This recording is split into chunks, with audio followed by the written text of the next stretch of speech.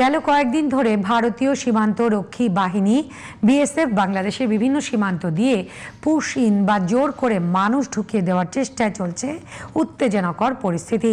কূটনৈতিক চ্যানেল ব্যবহার না করে ভারত যা করছে তা কোনোভাবেই কাম্য নয় বলে জানান নিরাপত্তা বিশ্লেষকরা। এ অবস্থায় বর্ডার গার্ড বাংলাদেশ বিজিবির পাশাপাশি দেশবাসীকে সোচ্চার হবার আহ্বান জানান বিশেষজ্ঞদের। FM বাইজিদের রিপোর্টে বিস্তারিত।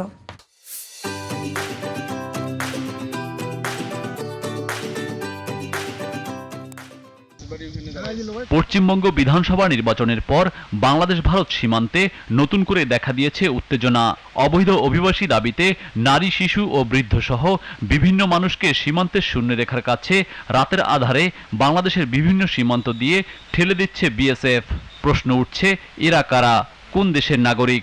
বাবা মা, 5 বছরের একটা ছেলে এবং সম্ভবত 4 বা 3 বছরের একটা মেয়ে 63 ঘন্টা ধরে তারা দুই কাঁটাতারের মাঝখানে বসে আছে।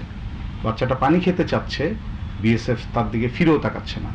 আর যেহেতু বাংলাদেশের সীমান্তের 150 গজ ভিতরে, তারাও গিয়ে তাকে পানি দিয়ে আসতে পারবে না এবং আলটিমেটলি বাচ্চাটা নর্দমার পানি খাবে। আন্তর্জাতিক আইন অনুযায়ী কোনো মানুষকে রাষ্ট্রহীন করার অধিকার কারো নেই। এটি চরম মানবাধিকার লঙ্ঘন বলে মনে করেন নিরাপত্তা বিশ্লেষকরা। আন্তর্জাতিকভাবেও কিন্তু আইন আছে যে আপনি কোনো রাষ্ট্র একটা মানুষকে এমন একটা পরিস্থিতিতে নিতে পারবে না যে তার কোনো দেশ নাই, তার কোনো রাষ্ট্র নাই। তারা বলছে তারা বাংলাদেশের, তো বাংলাদেশের যদি হয় তাহলে তুমি তার আইডেন্টিটি নিয়ে, তার পরিচয়পত্র, অন্যান্য ডকুমেন্টস নিয়ে তুমি আইনানুগভাবে দেশের সাথে কথা বলো, দূতাবাসের মাধ্যমে কথা বলো।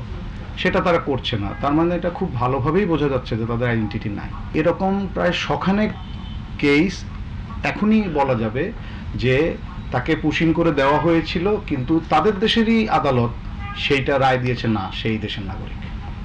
এরকম প্রচুর আছে। তাদের এনজিওরা বলছে যে না, তারা আমাদের নাগরিক। দেশের নতুন সরকারকে বিপদে ফেলার জন্যই হতে পারে এমন আয়োজন, শঙ্কার কথা জানান বিশেষজ্ঞরা। এর ভিতরে দিয়ে যদি সে কোনো সন্ত্রাসী গ্রুপকে পাঠায় বাংলাদেশে নাশকতা সৃষ্টি করার জন্য, আমরা কিন্তু এখন এই ধরনের একটা আশঙ্কার মধ্যে আছি। আমাদের নতুন একটা সরকার এসেছে, বিভিন্ন মহল চাচ্ছে সরকারকে বিপদে ফেলতে, সরকারকে অস্বস্তিতে ফেলতে। তো এরকম একটা পরিকল্পনা কিন্তু হয়ে যেতে পারে। এমনকি ভারত যদি নাও করে, ভারতের ভিতরে অনেকগুলো ছোট ছোট দল আছে যারা কিন্তু চায় বাংলাদেশে এরকম একটা অস্থির পরিস্থিতি হোক। পুশিনের ঘটনা শুধু আন্তর্জাতিক আইনই নয়, ভারতের আইনেরও বিরুদ্ধে। রাজনৈতিক কারণে করা হলেও তা বন্ধ না করলে ভবিষ্যতে ভারতের জন্যই বুমেরাং হবে বলে জানান এই বিশেষজ্ঞ। আমাদের যেই টেরিটোরিয়াল যে কাঠামো, সেখানে মানুষের আসা যাওয়াটাই হলো নর্মাল। এটাকে অ্যাবনর্মালটাকে করাটাই কিন্তু আমি মনে করি রাজনীতির ব্যবহার করা হচ্ছে, এবং এই রাজনীতি খুবই শর্ট সাইটেড। এটা কিন্তু বুমেরাং করবে। পুশিন রোধে সীমান্তে বাংলাদেশি রাজনীতিবিদদের জনসমর্থন তৈরিতে ব্যাপকভাবে কাজ করার আহ্বান জানান এই বিশেষজ্ঞরা।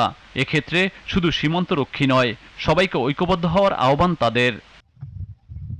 FM Bayzid, GTV news, Dhaka.